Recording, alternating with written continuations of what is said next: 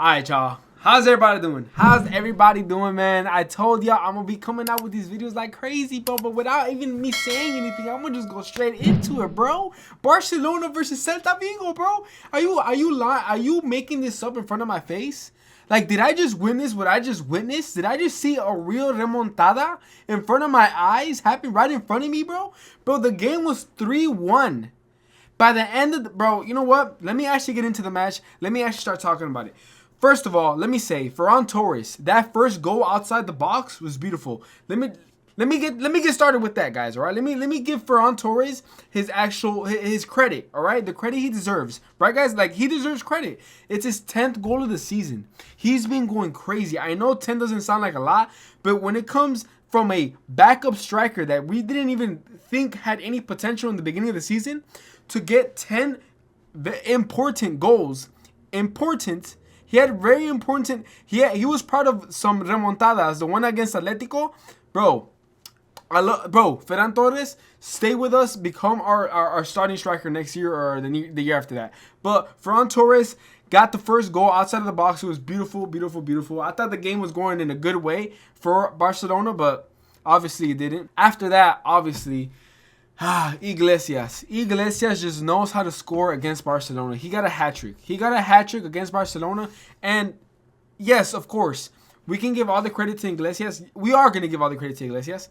100% Iglesias, hat-trick, man of the match. I don't know if Rafinha got it, but man of the match, hat-trick, he got it. He deserves it. But one thing I feel like people are not going to say is the fact that most of those goals, those goals, not most of them, the goals were all Barcelona's fault. Silly mistakes. There were silly mistakes by Barcelona that are holes in our defense that need to be patched up and that aren't going to be good going into the Copa del Rey final this upcoming Saturday against Real Madrid. And if Real Madrid, studies those, we might see a loss. We might see a loss for Barcelona winning the Copa del Rey. But let me get into it. First goal, the ball goes in between Szczesny and Kubarsi. And it ends up in Iglesias' feet. Beautiful, like a tap-in for him. That's the first mistake, all right? Szczesny tries to go for the ball. I think he kind of hesitates because he thinks Kubarsi gets the ball before him. Obviously, I think Kubarsi thinks the same thing. He tries not to touch the ball, gets right in front of them, or gets right between them. Iglesias, boom, taps it in. That's 1-1. Then, the second goal, what was it? The second goal, Frankie de Jong and Martinez, the ball's coming in on their side. And Iglesias is right next to them. The ball's coming in. They also, again, they both hesitate to get the ball. Goes right past them again. Iglesias ends up with the rebound with the ball. By the time they realize their mistake, Iglesias is already in a one-on-one situation against, not really a one-on-one, but he's already by the penalty box. He's about to score the goal. Obviously, he scores. He scores an amazing, with his right to the left bottom corner. It was a nice goal. I give it to him, right? The third one, it was kind of just like a foolish one, honestly, really. Dani Olmo gets the ball, kind of in the middle of the penalty box, and he kind of passes it like a no-look pass to his right, thinking Yamal was going to be there or something. Just gives it away to the Celta defender. Defender just kind of clears it, and again, Iglesias just runs with the ball. He gets the lucky rebound. And again, in this situation, he ends up in a one-on-one with Szczesny, and he just scores it. Szczesny doesn't really do anything to get there. At this point, I saw the notification on my phone. I'm like, you know what? If we're going to be playing like this against Celta Vigo, I give up. We're going to have to go against Real Madrid, Inter Milan, and then Real Madrid again. Dude, I give up at this point. I'm not even going to lie. I'm not going to lie to y'all. But then I saw Dani Olmo. By the way, Rafinha, what an amazing pass to Dani Olmo. Dani Olmo comes back and revives the dream. Makes it 3-2. I was like, okay, you know what? There's going to be some type of hope here. All right? I was hoping for at least a tie. All right? Boom, boom, boom. The game goes on. 3-2. Then, the super sub, Lamine Yamal, gives a beautiful outside the box pass into the box. I said that. Into the box to Rafinha, which Rafinha headers in.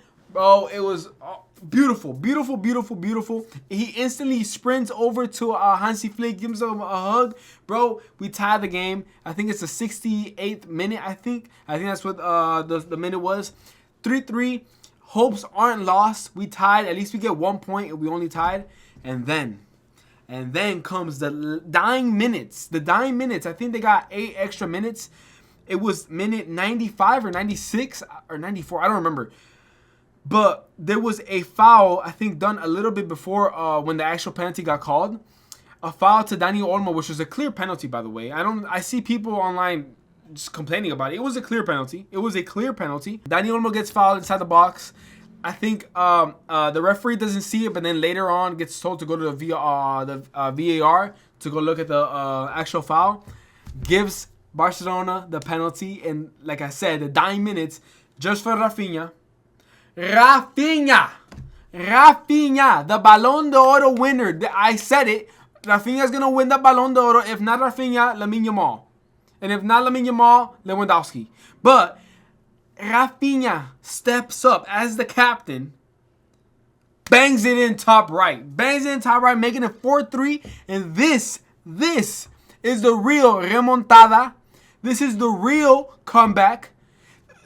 This was a game that we needed to win. We needed to win this game. We're in this title race against now Real Madrid because Atletico lost today. They lost against Las Palmas 1-0. All right, I can't really talk because we lost against them too. But they lost, so Atletico might be out of this title race. I think, let me see, Real Madrid is at 66 points.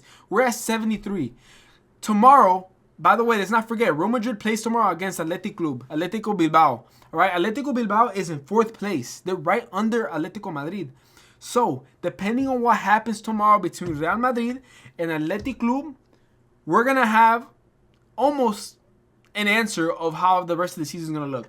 If Real Madrid, get in this pressure situation where Barcelona just won and they have to win and get this win to still be in the title race and they end up losing against a good team, then it's going to be a hard, they still have a chance, but it's going to be a hard time for them to come back. Barcelona is going to be 66, 7, what is it? 9 points? 9 points? No, wait, hold on. Let me get my math right. Hold on. No, my bad. Barcelona is going to be 7 points clear from Real Madrid if Real Madrid don't clinch the win against Athletic Club tomorrow. It's going to be Real Madrid need to step up. If they're actually trying to get in this title race for real. Because like I said, Atletico Bilbao, it has been doing good, has been doing decent. But again, it depends on what happens tomorrow. If Real Madrid can clutch up and get a win against Atletico Bilbao, they are still in this title race. And Barcelona just has to keep on going. But all happiness, all cheerful, and all joyful. Although we got the comeback, we got the remontada, we came back 4-3. We cannot keep letting this happen. Like, we can't just keep depending on a magical comeback, on a remontada. Like, we need to comfortably win matches, all right? We can't concede 3 goals at home. We can't concede 3 goals over stupid mistakes. If we really want to keep going in La Liga, if we want to beat Real Madrid in the Copa del Rey final, which, by the way, Real Madrid has more confidence going on to this final because they have to win this. Real Madrid has to win this. They have to win a silverware. They have to win a trophy. We have to go against a Real Madrid who's hungry for a title this season. And then we have to go against the Inter Milan and possibly in the final against Arsenal or PSG in the final. Like, bro, we can't keep letting these silly mistakes happen if we actually want to go far. Because if you asked me at the 3-1 point of the match today against Celta Vigo, I was like, bro, we're not, it's over. We're going to get knocked out of La Liga. We're going to get knocked out of the Champions League. And we're going to get destroyed by Real Madrid this upcoming Saturday, bro. Like, we're a week away. And we're playing like this. But, like I said, there was something that went on in the middle of the match that Barcelona woke up. They woke up and they were like, all right, we actually got to show up. you know, after all those mistakes that, like I said, shouldn't have happened in the first place. But luckily, Barcelona was there. They showed up last minute, and we got the win. We got 3 points. We're sitting at 73 points. Real Madrid second at 66, and Atletico Madrid at 63. We've come a long way. We've come a long way from Atletico being first place to Real Madrid being first place to Barcelona going first place. Now Atletico Madrid are looking out of the La Liga race. You know, really, it's been a really eventful La Liga season this year, and it's gonna be a really good season.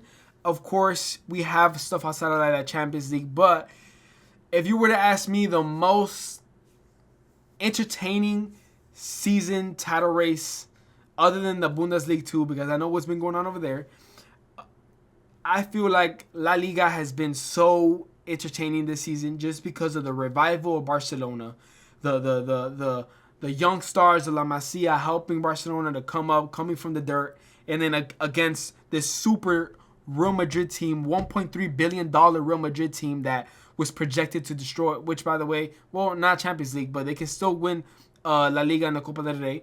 And it's